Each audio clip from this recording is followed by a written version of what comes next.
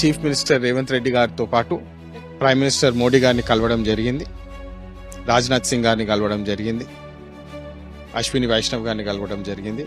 మరి అదేవిధంగా రాహుల్ గాంధీ గారు, ప్రియాంక గాంధీ గారు, సోనియా గాంధీ గారితో కలిసి వారికి Telangana rising global summit invitation ఇవ్వడం జరిగింది.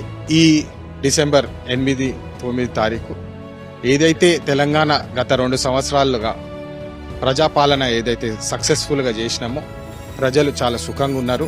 తెలంగాణలో అభివృద్ధి ఎట్లయితే నడుస్తుందో అది డిసెంబర్ 8-9 నాడు గ్లోబల్ సమిట్లో తెలంగాణ 2047 విజన్ డాక్యుమెంట్ కూడా రిలీజ్ చేయడం జరుగుతుంది. $3 ట్రిలియన్ ఎకానమీ ఎట్లా చేస్తామని చెప్పి రేవంత్ రెడ్డి గారు ఆ డాక్యుమెంట్ రిలీజ్ చేస్తారు. ఈ సమిట్కి ఈ అందరు గ్లోబల్ లీడర్స్ని పిలిచి పెద్ద ఎత్తున తెలంగాణ అభివృద్ధిని ఎట్లా చేస్తున్నాం, ఎట్లా ముందుకు తీసుకెళ్తామని చెప్పి తెలియజేస్తాం.